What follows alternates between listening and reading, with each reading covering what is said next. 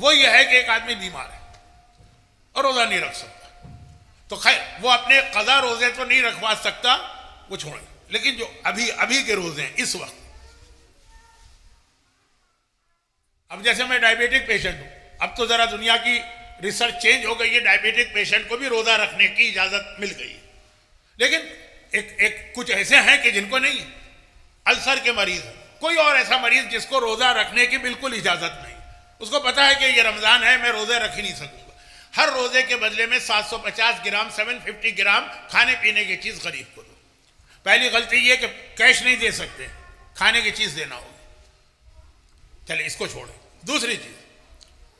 کہ اب آپ نے دیکھا رمضان ہے، میں روزے تو نہیں رکھ سکتا، تو کیلکولیشن آپ نے لگائی 30 روزے ہیں، 23 کلو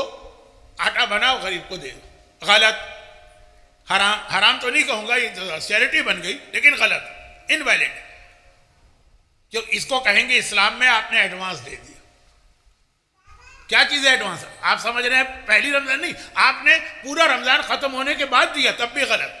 مریض آدمی جو روزہ نہیں رکھ سکتا لیکن روزے کے بدلے میں اس کو ایک فدیہ دینا پڑتا ہے، کھانا پینا، 1 سال کے بعد، 1 سال ویٹ کرنا ہے اس کو،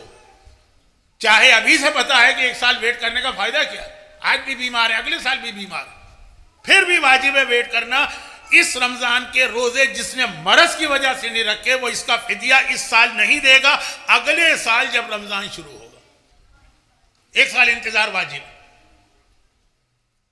چاہے یقین بھی ہو کہ اس انتظار کا کوئی فائدہ نہیں ہے،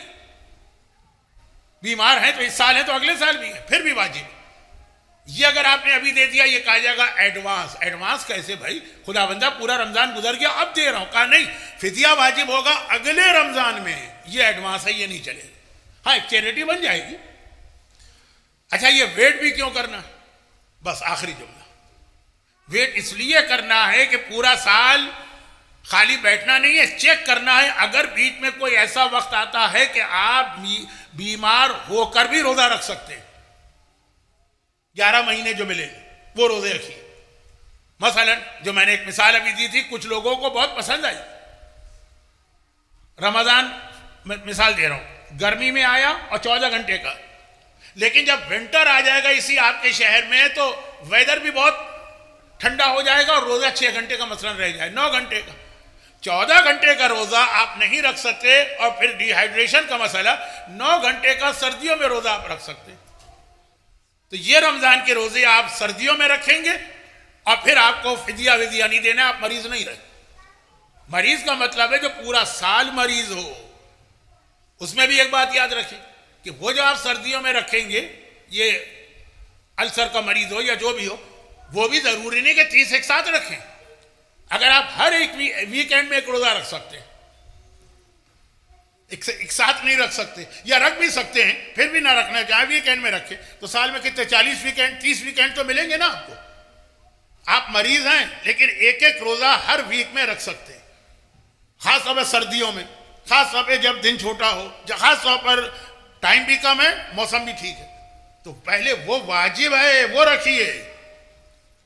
ہاں اگر ایسا مریض ہے کہ نہ گرمی میں رکھ سکتا ہے، نہ سردی میں رکھ سکتا ہے، نہ 14 گھنٹے کا روزہ رکھ سکتا ہے، نہ 6 گھنٹے کا روزہ رکھ سکتا ہے، اس پر ہے کہ روزہ نہ رکھ کے فدیہ دے، لیکن وہ بھی 11 مہینے کے بعد، ابھی نہیں۔ یہ غلطی بھی ہوتی۔ تو اب یہ جو میں نے ایک جملہ کہا تھا نا کہ ایڈوانس کی اجازت کچھ عبادتوں میں نہیں، تو اس میں یہ روزے کا بھی مسئلہ آ گیا، اور بہت سے لوگوں کے لیے، مریضوں کے لیے یہی مسئلہ ہوگا کہ سردی کا انتظار کر